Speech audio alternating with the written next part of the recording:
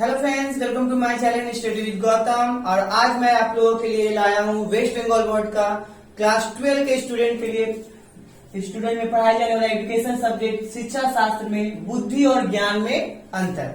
बुद्धि और ज्ञान ये दो शब्द सुनने में तो लगता है कि एक जैसा, लेकिन दोनों में बहुत अंतर है।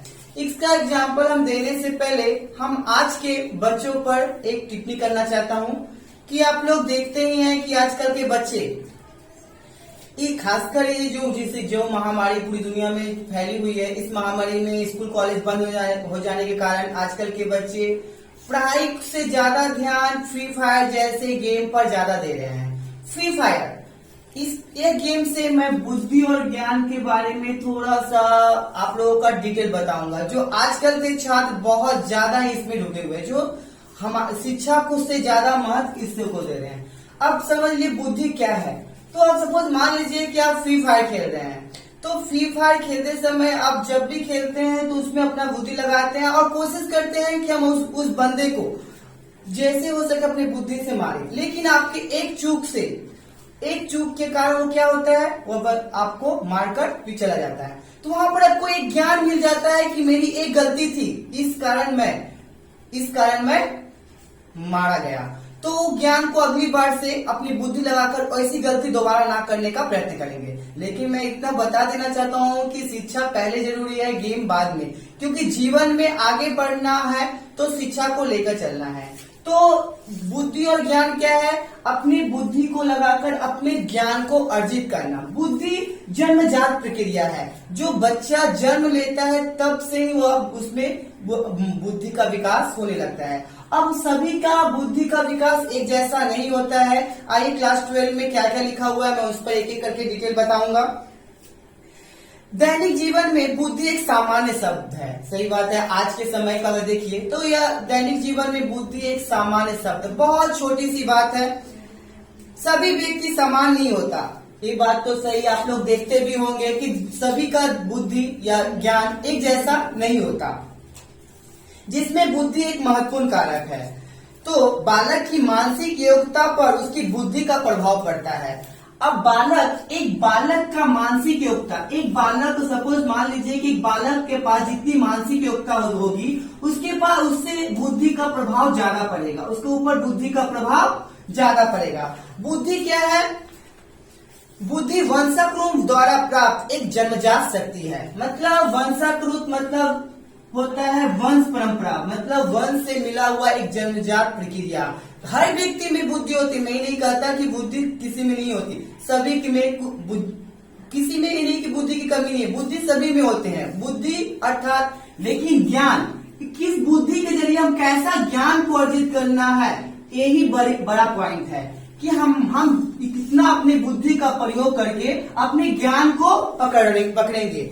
अर्थात अभी हम बुद्धि, जैसे हम एक बात और भी मैं बता देना चाहता हूँ कि बुद्धि है, बुद्धि हमारा क्या होता है, ध्यान से देखिए।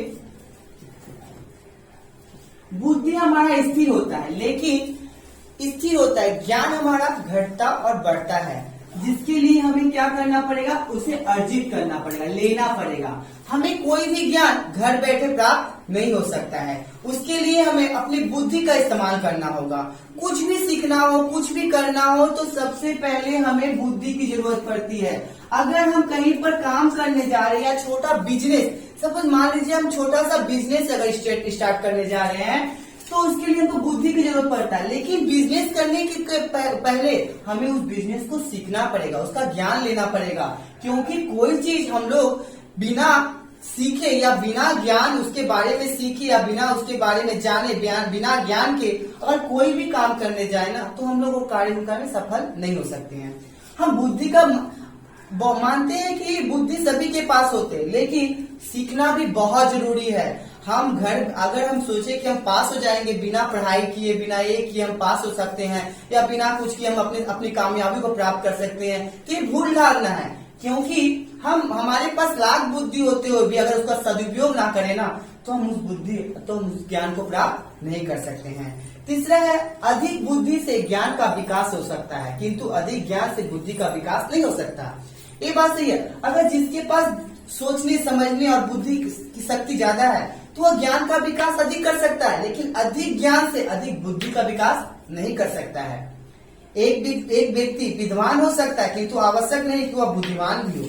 बिजनेस करने गए, सपोज कर लीजिए हम कोई कार्य या कहीं पर नौकरी करने गए, तो हमें क्या करना होगा? अपने ज्ञान, क्योंकि कोई भी नौकरी उसकी बुद्धि पर आधारित होता है। क्योंकि कागज की पर्चियां हम भले ही परसेंटेज बहुत लाते हैं, देखिएगा बहुत से ऐसे स्टूडेंट होते हैं जो बहुत अच्छे नंबरों से पास होते हैं, लेकिन उससे भी कम परसेंटेज वाले लड़के बहुत आगे बढ़ जाते हैं, या लड़के और लड़कियां।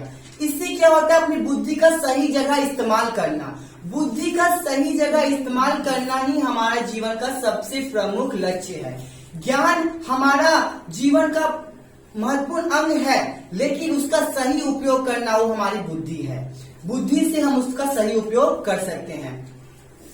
यदि व्यक्ति की बुद्धि भ्रष्ट हो जाती है तो उसका ज्ञान समाप्त हो जाता है। बुद्धि बहुत तरह के होते हैं। अगर हमारी बुद्धि भ्रष्ट हो गई, भ्रष्ट का मतलब है, धर लीजिए हमारा बुद्धि में किसी प्रकार की गलत थॉट या गलत नेगेटिव बातें आ गई है, तो हमारा जीवन नष्ट हो सकता है। क्योंकि ये बात हमेशा याद रखिएगा, जीवन को नष्ट करता है कुबुद्धि। जहां जिसके मन में कुबुद्धि उपजी, तो समझ लीजिएगा उसका जीवन नष्ट हो जाता है। जीवन को आगे बढ़ाने के लिए हमें अपने मन से कुबुद्धि को हटाना होगा।